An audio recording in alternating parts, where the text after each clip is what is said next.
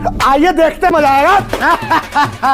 बर्बर और क्रूर इतिहास का दूसरा भाग आपको दिखाएंगे, जिसने भारत के समाज में धार्मिक नफरत का ऐसा जहर बोया जिसे भारत का हिंदू समाज बिल्कुल अनजान था। जो समाज सिर्फ निर्माण करना चाहता था, उसने अपने मंदिरों को टूटते देखा। जो समाज सबको आत्मसात करना चाहता था, उसके सामाजिक और धार्मिक ताने बाने को नष्ट कर दिया। भारत के लोगों ने कभी सोचा भी नहीं था कि कोई तलवार से खून बहाता हुआ आएगा और आज़ादी, उनका धर्म, उनके पूजा स्थल, यहाँ तक कि उनकी जिंदगी, सब कुछ छीन लेगा। और सबसे दुख की बात यह है कि आज ऐसा करने वालों को इस देश में महान बताया जाता है, उनका महिमा मंडित किया जाता है। और जब ऐसी भूलें सुधारी जाती हैं तो कुछ लोग उनके बचाव में उतर आते हैं और कहते मेरी एनसीईआरटी के रीसेंट चेंजेस से सबसे पहला प्रॉब्लम, उन्होंने काफी कुछ झूठ लिखा है जो मैं फैक्ट से आपको बताऊंगी। क्या हिंदू राजाओं ने किसी राजा की टेरिटरी में जाके उसकी टेरिटरी लेने के लिए लूटपाट नहीं मचाई?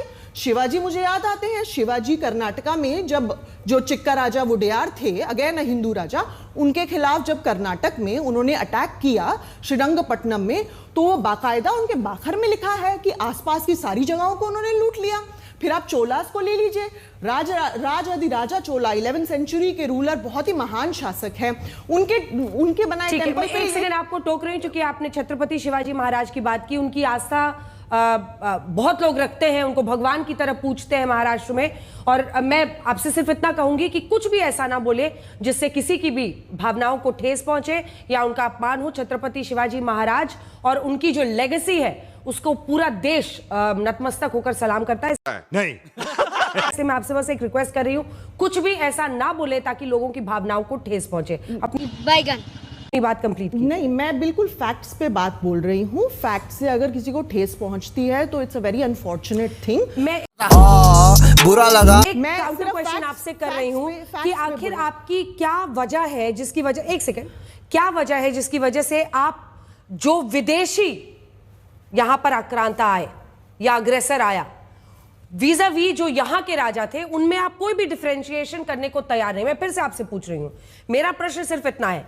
कि देखिए यहाँ पर भी राजा थे और सब अपना साम्राज्य फैलाने के लिए युद्ध लड़ते थे, लेकिन जब विदेशी यहाँ पर आकर आक्रमण करके यहाँ पर लोगों को स्लेव बना रहे थे या जजिया उनसे ले रहे थे, आप दोनों को एक तराजू पर कैसे रख सकते हैं? जी, सबसे पहली बात तो अगर विदेशी मारे तो वो ज्यादा गलत और देशी मारे तो कम गलत, ये मैं नहीं मानती हूँ।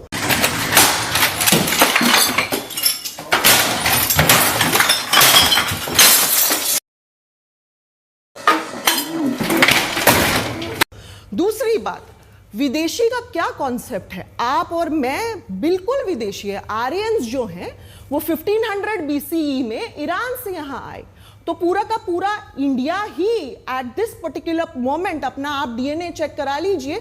2019 में 2 स्टडीज हुई थी, सेल में और साइंस जर्नल में, जाके पढ़िए। वहां कहते हैं कि अप टू 30% जो डीएनए है वो आर्यन डीएनए है। ठीक है, ओम जी को दिखा दीजिए इनके साथ। कहां से 30,000 पे आइए, वापस आइए। BCE से आ रहे हैं। ठीक है, तो आप ऐसे तो नहीं होता है। ये स्वीकार कर रही हैं कि अकबर ने 30,000 लोगों को मारने का आदेश दिया था। मैं ये स्वीकार और कर रही काफिर हूं, की बात की थी। मैं ये स्वीकार कर रही हूं कि किसी भी ऐसा कोई ऐसा राजा नहीं है जिसने इस इंडियन हिस्ट्री में कत्लेआम ना आप हिस्टोरियनों के फैक्ट से क्यों भाग रही हैं? हम मालूम है तेरे बाप को मत सिखा, चल। 45 मैं आपसे पूछ रही हूँ, 30,000 का आदेश दिया था, नहीं दिया था? अकबर या ये झूठ है?